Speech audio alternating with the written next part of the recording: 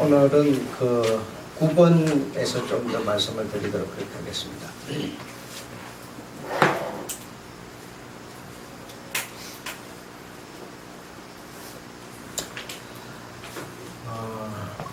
아브라함의 씨가 되는 것은 아브라함의 씨가 다 아브라함의 자손이 아니고 이스라엘에게서 난 그들이 다 이스라엘이 아니고 아브라함에게서 나서도 이삭이라고 하는 자로부터 난 자가 아브라함의 씨다라고 말씀을 드렸습니다. 아브라함에게 두 아들이 있었지만 그러나 두 아들이 다 아브라함의 씨가 아니었고 이스라엘에게서 났다 하더라도 다 이스라엘이 아니다라는 얘기를 했었죠. 그래서 육신의 자녀가 하나님의 자녀가 아니고 오직 약속의 자녀가 하나님의 자녀가 된다라는 얘기를 한 것 같습니다. 그런데 이제 우리는 우리가 가지고 있는 그 인간이 가지고 있는 그 허물, 즉 육신이라고 하는 것을 우리가 벗지 못하고 항상 육신의 입장에서 하나님을 또 하나님의 말씀을 바라보기 때문에 하나님의 진정한 뜻을 이해하지 못하는 그런 경우가 대부분이라고 생각합니다. 그래서 육신의 자녀가 하나님의 자녀가 아니고 오직 약속의 자녀가 하나님의 자녀이다라고 로마서 9장에서 계속 말씀을 하고 있습니다. 그래서 하나님의 말씀이 우리에게 생명의 씨앗이다. 하나님의 말씀은 생명의 씨앗이다. 그래 하나님의 말씀이 우리에게 준 뭐라는 겁니까? 약속, 씨라는 겁니다. 씨. 그런데 하나님의 그 말씀이 우리들에게 생명이 되고 씨가 되는 건데 사실 우리가 신앙생활하는 우리가 하나님이 준 약속, 그 씨가 있고 그 씨를 중심에서 우리가 신앙생활하고 있지 않다라고 하는 것을 우리가 가만히 조용히 생각해 보면 대부분 느낄 수가 있습니다. 그 마음의 원대로 역사하시는 하나님께서 약속의 말씀을 이삭에게 주어 하나님의 약속 씨앗이 이삭에게 있게 함으로 이삭과 에서가 어미의 뱃속에서 태어나기도 전에 세상에 나오기도 전에 이삭이 야곱이 동생이죠. 야곱이 택함을 받고 에서가 버림을 받는다. 그러니까 이게 인간 입장에서 보면 이거는 분명히 틀린 것이 틀림없습니다. 이런 일이 있을 수가 없습니다. 그리고 야곱이 또 아이들을 낳아서 12이 됩니다. 12이 되는데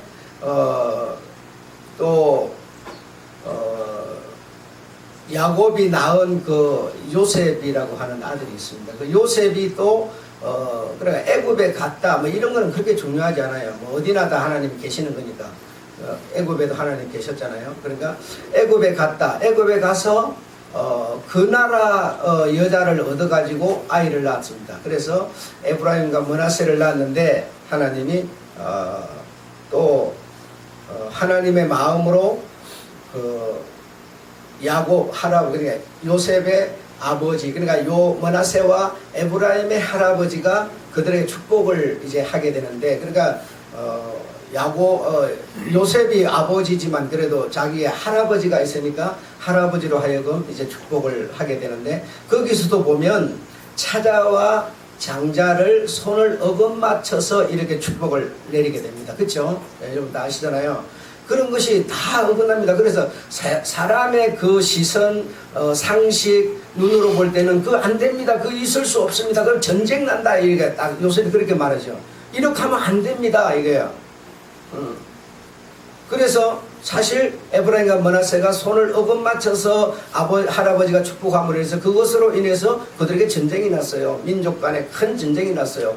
그러니까 인간이 볼 때는 인간적인 상식에서 자꾸 보는데 하나님이 왜 그리 하시는가는 우리는 안 보는 거죠.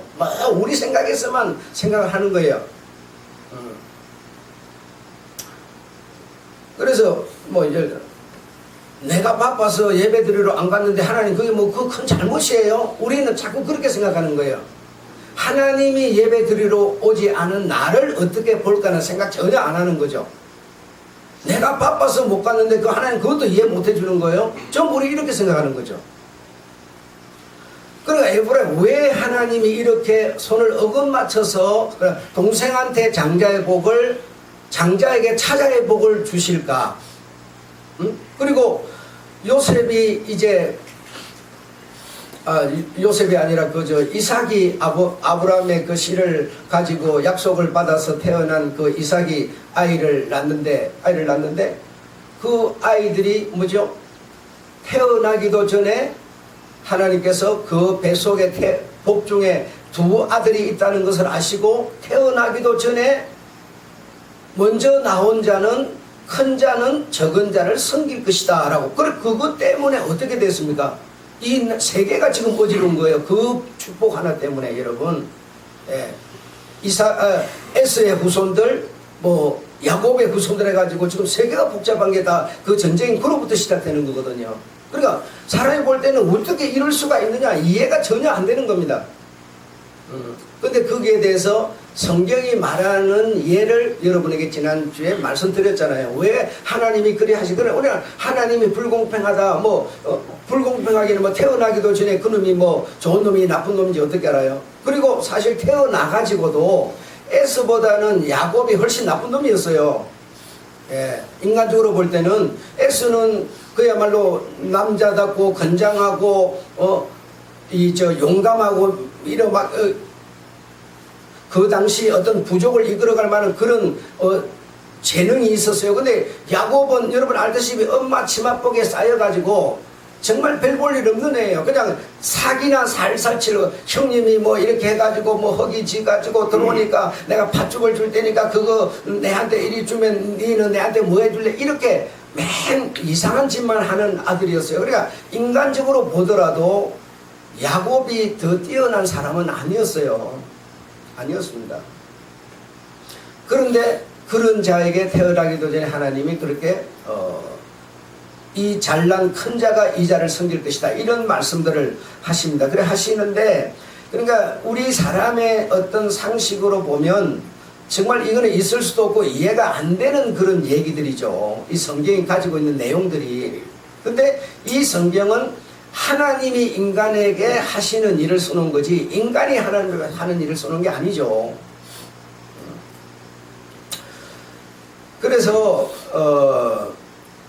하나님이 그렇게 하시는 일들은 하나님의 나라의 상식은 큰 자가 적은 자를 섬기는 그런 상식이라는 겁니다. 그런 상식. 그래서 주님께서 오셔서 구약때 있었던 하나님의 그 어떤 내용들을 주님이 이제 친히 오셔서 밝혀주는 바에 따라 보니까 주님도 여전히 그렇게 말씀하시는 거죠. 큰 자는 적은 자를 섬겨라. 어떠민 자는 종이 되어라. 섬기는 자가 높임을 받는다. 전부 그렇게 주님이 쫙 얘기가 나오는 거예요. 우리가 그렇게 나오는 거예요. 그래서 이제 교회는 이제 그렇게 얘기를 하는 거죠. 큰 자는 적은 자를 섬겨야 된다. 이렇게 말을 해요. 그럼 이제 큰 자는 적은 자를 섬겨야 된다. 이렇게 말을 하니까 그럼 이제 교회 안에서 큰 자가 누구냐면 목사예요. 목사가 이제 적은 자 여러분을 섬기는 것이다. 뭐 이렇게 이제 주님도 또 큰 자로서 선생으로서 그 제자들에 이렇게 발을 씻겼잖아요. 그러니까 그런 것처럼 이제 그렇게 해야 된다. 교회에는 큰 자, 그래 어쨌든 교회 어떤 이 공동체에서 큰 자가 있잖아요. 그 큰 자가 적은 자를 섬기는 거다. 이제 이렇게 얘기를 하고 우리는 그런 얘기를 듣는 거예요. 듣는 건데 이거는 사실 뭐냐면 모양만 갖추는 거고 흉내만 내는 거에 불과하다는 겁니다. 목사가 여러분들보다 큰 자인데 큰 자가 적은 자를 섬겨라 이렇게 주님 말씀이니까 이제 그렇게 이제 하는 뭐요? 실제로는 아니에요. 절대로 중심은 그게 아니라니까요. 아니면서 뭐예요? 흉내만 내는 거예요. 흉내만 내는 모양, 어떤 그 성경에서 말한 그 어떤 모양만 적당히 지금 갖추려고 그러는 거죠. 내가 실제로 섬기는 자가 되어 있지 않아요. 그냥 섬기는 흉내만 내고 있는 거죠. 섬기는 흉내만 딱 내고 있다가 그 왜 그리 하고 있어요? 내가 뭔가 바라는 꿈이 있어요. 그렇게 해서 여러분에게 인지를 얻고 여러분에게 어떤 인정을 받고 여러분이 이제 우리 목사 그래 최고다 막 이런 소리를 듣고 교회가 딱 부흥되고 어느 정도 위치에 오르게 되면 내가 섬기는 자가 된 것이 아니라 섬기는 자의 흉내를 내고 있었기 때문에 내가 바라던 꿈이 딱 이루어지고 난 다음에는 뭐요? 내 본연의 자세가 나와버리는 거죠. 여러분 한번 생각해. 여러분이 만약에 지금 오늘 이 주님의 구약에서 하나님 여호와께서 하신 말씀을 주님이 오셔서 하신 말씀을 이렇게 연합해 볼 때 우리가 그걸 이제 따르는 것이 우리가 이제 가는 길인데 여러분이 만약에 그런 자가 하나님이 여호와가 예수가 된 것처럼 이거 뭐 변질이 없잖아요. 그대로 와서 예수가 된 거 아니에요.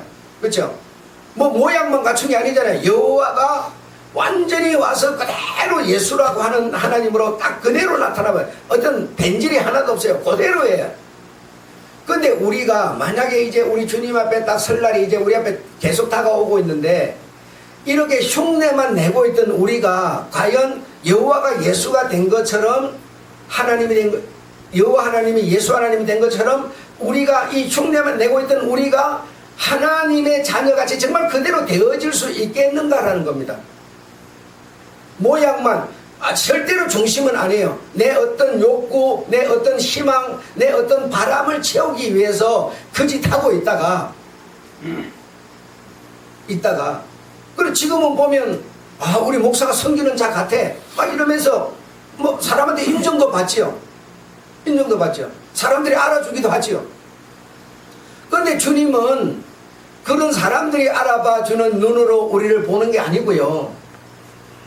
우리의 중심의 배부 속에, 백다구 속에, 어떤 세포 속에, 신경 속에 주님으로 여호와가 예수 하나님 된 것처럼 딱 되어져 있는 그 중심을 보시고 하나님을 딱 불러내시는 분인데 우리가 이런 모양만 갖추고 있다가 과연 주의 날에 우리가 그분의 자녀라고 하는, 자녀는 아버지와 다르지 않아요. 같은 부류, 같은 부류, 그 자녀로 딱 그 영광이라고 하는 것이 내 것이 과연 주어질 수 있겠는가라는 겁니다.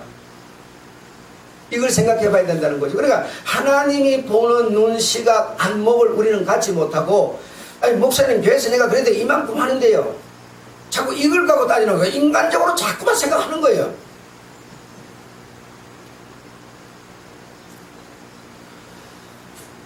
그래서 이런 태어나기도 전에 이런 아들들이나 뭐 태어나서 하나님이 이렇게 하시는 거나 사람의 어떤 상식으로는 그런 축복을 하실 수 없지만 그러나 그리 하고 계시는 것은 하나님의 나라의 상식을 그들에게 심어주고 있다는 겁니다. 여러분 그러면 자 한번 보겠어요.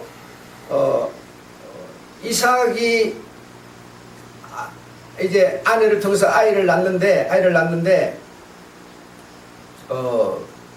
에서가 큰 자고 야곱이 적은 자죠. 인간적으로는 그렇죠. 근데 하나님의 말씀은 큰 자는 적은 자를 섬겨라 이랬어요. 그럼 적은 자는 섬김을 받는 거예요. 그럼 하나님의 말씀대로 하면 큰 자가 누굽니까? 큰 자가 누구예요? 진짜 큰 자가 누가 되는 거예요? 에? 이삭이 되는 겁니까? 이삭이란다. 야곱이 되는 겁니까? 에서가 되는 겁니까? 여러분 생각 어떻습니까? 에서가 큰 자가 되는 거죠. 큰 자가 되는 거 아닙니까? 논리가 그렇게 나오는 거 아니에요? 여러분 그러니까 이렇게 우리는 오해를 하고 산 거예요. 큰 자가 적은 자를 섬기라 그랬어요. 하나님이. 그게 예수님도 그렇게 말씀하죠. 그럼 큰 자인 내가 여러분을 섬긴다고 쳐요. 그럼 여러분 섬김을 받아요. 여러분이 큰 자요, 내가 큰 자요. 섬기는 자 내가 큰 자죠. 여러분 하나님이 틀리게 말씀한 게 아니에요. 에서 네가 먼저 태어나는데 네가 야곱을 섬겨라. 큰 자 네가 섬겨라.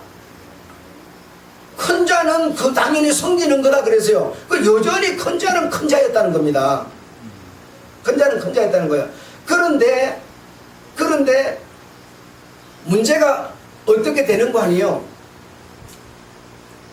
우리가 큰 자는 할 일이 당연히 섬기는 자여야 되는데 큰 자가 섬기고 있는 이것이 흉내를 내고 모양만 내고 있다라는 겁니다. 그렇게 하고 있기 때문에 어떤 일이 발생하느냐? 먼저 된 자는 뭐죠? 큰 자는 적은 자가 되고 적은 자는 뭐요? 큰 자가 될 자가 많으니라. 이렇게 주님이 예를 들어 준 거죠. 이해 안 되세요?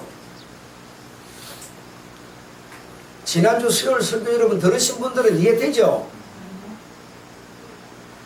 여러분 왜 큰 자가 왜 너희가 어떤 이 되고자 하는 자는 낮은 자가 되어라 그러고 큰 자는 그러나 그 앞에 뭐라고 그러나 이랬어요. 그렇게 되는 건데 그러나 큰 자가 적은 자가 될 자가 많으니라 이랬어요. 왜 큰 자는 당연히 큰 자여야 되는데 큰 자는 섬기는 자고 섬기는 자가 큰 자라는 거예요. 그런데 왜 적은 자가 될 자가 많으니라 이랬는가 하면 섬기는 자로가 아니고요. 그냥 섬기는 모양만 흉내만 내고 있는 거예요. 우리가. 그래서 어떻게 돼요? 큰 자로 남지 못하고 결국에는 뭐요? 적은 자. 그래서니까 그래도 큰 자보다 적은 자는 괜찮겠네 그 정도면. 근데 적은 자는 뭐라고 그랬어요? 바깥 어두운데 쫓겨난다고. 그것이 결론이었어요. 그래 큰 자에게는 당연히 큰 자의 복을 주님은 주셨던 건데 자꾸 인간 상식선에서 그 얘기를 지금 이해를 하는 겁니다. 그래서 이 말씀이 이해가 안 됐던 거예요. 오늘날까지도 여러분. 주님은 인간 상식을 무너뜨리고 계신 분이 아니라 인간 상식선이 오해되지 않도록 큰 자가 할 일은 이런 거다. 이런 것을 하는 네가 더 큰 자다. 큰 자 너는 여전히 큰 자다라는 것을 말하고 있는데 우리는 여러분 그렇게 생각을 안 했습니다. 내가 큰 자인 내가 섬기는 것은 왜 섬기느냐? 이렇게 섬겨가지고 큰 자로서 섬겨가지고 내 어떤 목적을 이루려고 하는 그런 생각을 우리가 갖고 있어요. 갖고 있어서 그것을 위해서 내가 큰 자가 섬기는 흉내를 내고 있었던 거죠. 그런데 주님이 과연 그 말 그렇게 하는 우리에게 쏘가 넘어갈 수 있는 분이냐라는 겁니다. 응? 여러분 저는 이게 너무 어렵지 않고 쉬운데 여러분이 이해가 잘 안 되는지 어쩌는지 저는 그걸 잘 모르겠네요.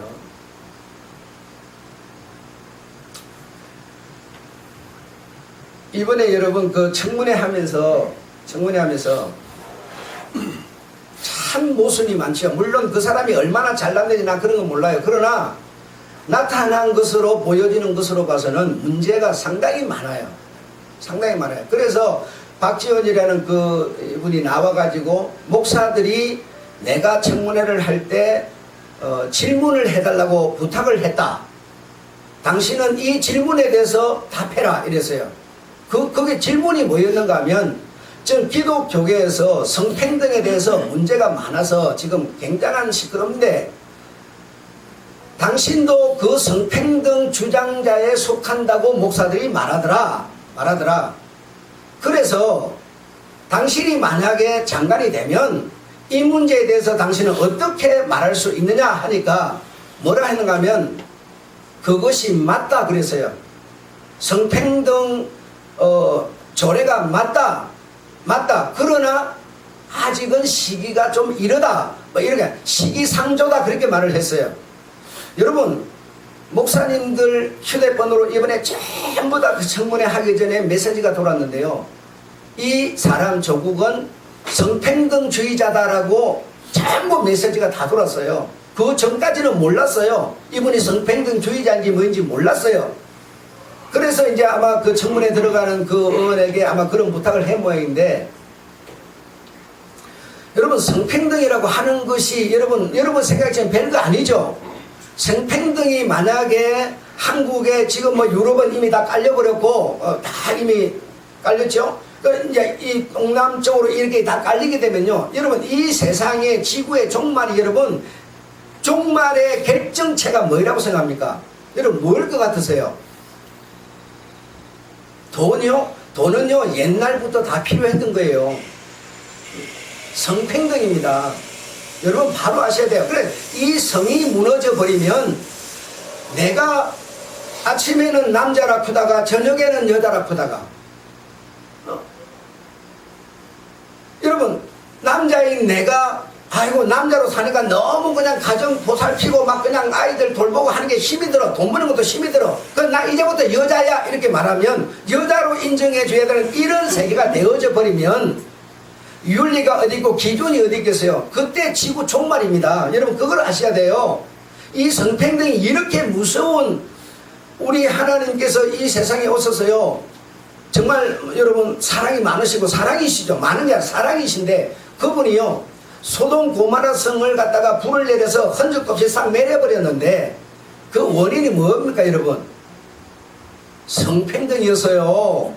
다른 거 아닙니다. 하나님께서 성을 싫어하는 분이 아니에요. 성을 나쁘다는 분이 아닌데 성을 평등으로 이해해서 세상이 그렇게 윤리로 돌아가 버리면 그때는 이제는 더 공간이, 다시 말하면 하나님이 오셔서 거할 수 있는 공간이 없어져 버려요. 하나도 사람에게 없어져 버려요. 꽉 차버립니다. 풍선 속에 공기가 꽉 들어가서 차버린 것처럼 더 이상 찰 데가 없어요. 그래서 바늘로 갖다 대면 펑 하고 터지는 것밖에 없어요. 아무것도 없습니다. 이게 바로 마지막 인류 종말의 아주 결정체입니다. 이 사람도 뭐라 그랬어요? 그게 옳다 그랬어요. 옳다 그랬어요. 그러나 시기상조다. 이 말은 옳은데 내가 그런 자리 가고 해서 결국 그렇게 가야 된다는 얘기입니다. 아무리 그 사람이 돈에 대해서도 여러분 이 자금에 대해서도 제가 볼 때는 어떤 있는 사람 거 뽑아가지고 없는 사람에게 주고 어떤 이런 평등을 말하고 있지만 자기가 누리는 그 물질의 복은요 다른 사람이 상상도 할 수 없는 권세와 복을 누리고 있으면서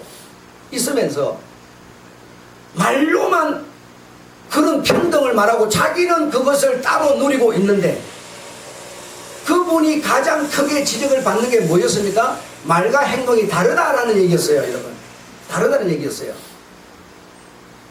나는 그 사람을 미워하지 않아요. 그 사람이 가진 사상을 미워하는 겁니다. 이렇게 우리가 여러분 지금 오늘 설교가 나오겠습니다만 성령 보혜사 내가 또 다른 이래서 또 다른 보혜사를 보내마 이랬어요. 왜 또 다른 보혜사를 보낼까요? 한번 생각해. 여러분 이걸 생각해 봐야 돼. 여러분한테 또 다른 보혜사가 있는데 우리는요 그냥 뭐 방언이나 좀 하면 막 있는 줄 알아요. 방언이나 좀 하면 뭐예요? 내 사상이 지금 섬기는 자로 있는데 뭐요? 모양과 흉내만 내고 있는 낸데 방언하면 뭐예요? 왜 또 다른 보혜사를 보냈겠어요 여러분? 그분이 내 중심에 앉으시려고 온 거예요. 그러면 그분이 내 중심에 앉으면 나를 뭐 하려는 겁니까? 당신 사상으로 물들게 하고 싶다는 거예요. 응? 이런 얘기를 안 들으니까 뭐요? 그냥 내가 어떤 신앙의 행위나 적당히 하면 보혜사 성령이 내게 있는 것으로 생각해버려요. 우리는 지금 이런 착각 속에 우리는 빠져 있어요 여러분. 그냥 입으로 예수 이렇게 말하고 천국 소망이 있다 그러고 이러면서 이게 전부 내 어떤 희망을 목적을 채우기 위한 하나의 수단으로 쓰임을 받고 있으면서 이걸 신앙이라고 우리가 착각하고 있어요.